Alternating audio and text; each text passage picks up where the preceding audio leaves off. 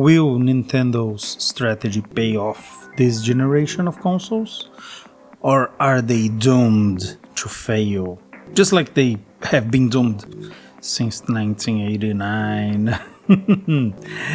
My name is Felipe Pereira Sibioni. This is the FPS Factor. Stick around. Let's talk a bit about how Nintendo is right.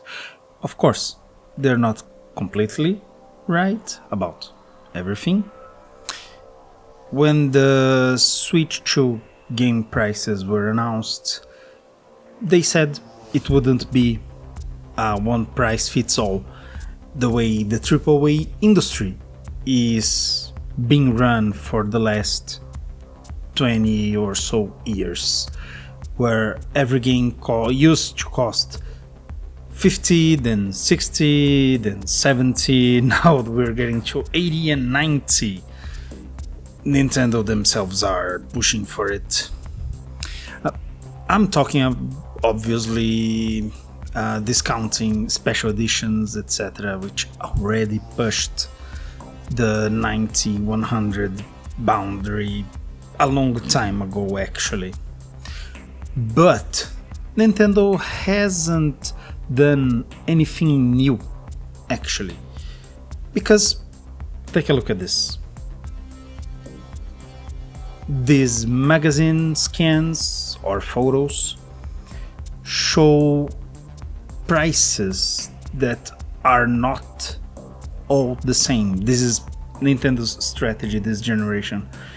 They each kind of game, depending on the type of game it is, if the game they expect it to be a big hit, or if it is more kind of a junk game, the price will reflect that. They say, oh, the quality of the game reflects the investment that we made, and that investment requires a bigger asking price. I'd say it's fair. As you can see here, not every game is the same price.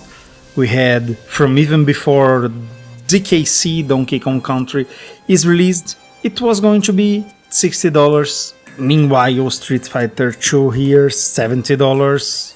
We had some other games at $50, those sport games. Another one here, Donkey Kong Country 2, actually cheaper than that, together with Yoshi's Island, so it takes out a little bit of the quality of the game compared to the price, because I'd say those two are of much higher quality than Hang Time, for example, here, or Street Fighter Alpha 2, or Madden 97.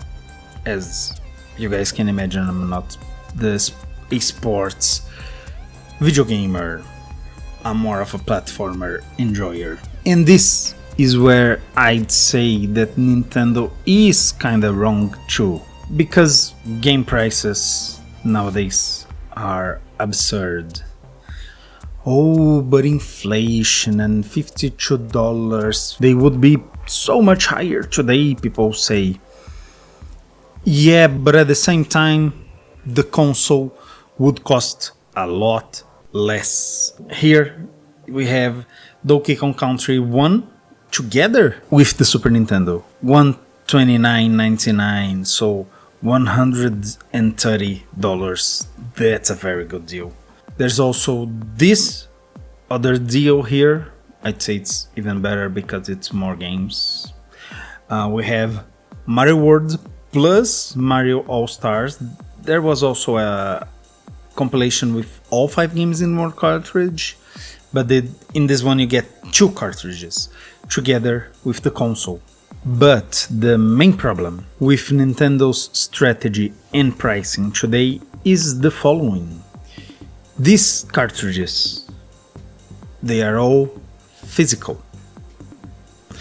Nowadays, Nintendo, Sony, and Microsoft, when they do release games, they are all pushing for digital. Steam, all digital. Epic, all digital.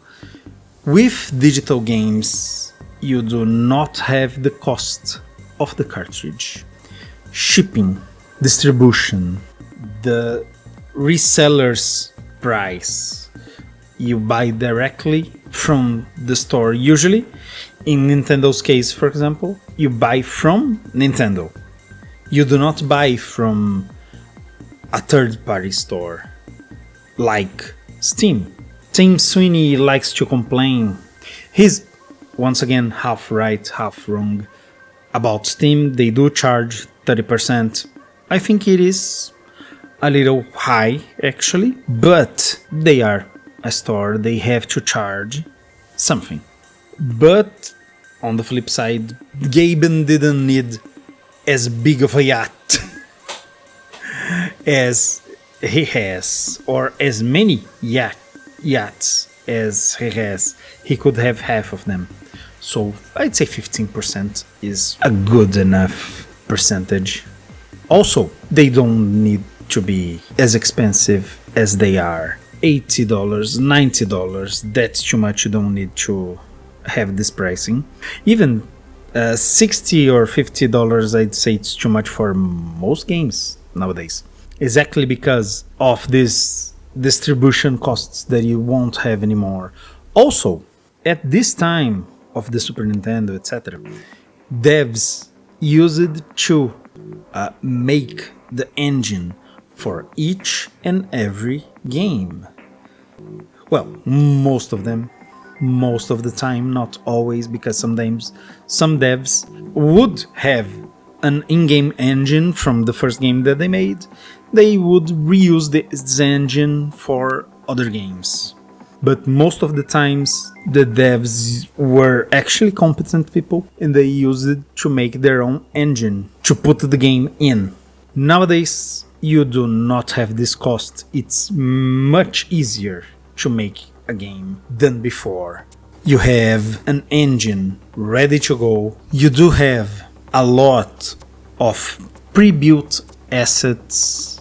At the time they would get texture packs from CDs. Nowadays they have the texture packs, they have the asset packs to buy really cheaply, even free ones you have. So you have much more options to build your game quickly, easily, and most importantly, more cost effectively. So yeah, game prices should be much lower. We're not just adjusting for inflation here, because it's not the same game industry nowadays that it was from 1995, 1996.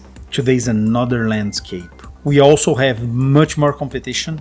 You cannot just, oh, I'm gonna charge $90 for a game, for one single game, when you can buy like $10 game instead.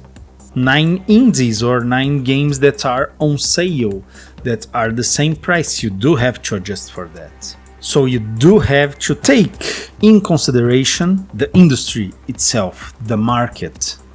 Oh, market conditions, they say when they try to raise prices. No, if you take into account market conditions, you should decrease the price of your product.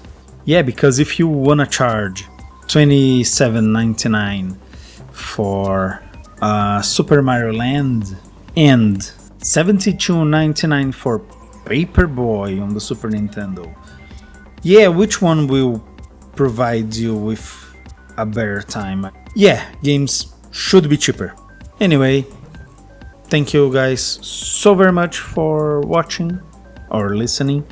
Give me a like, etc. All that good stuff. Thank you. Bye bye.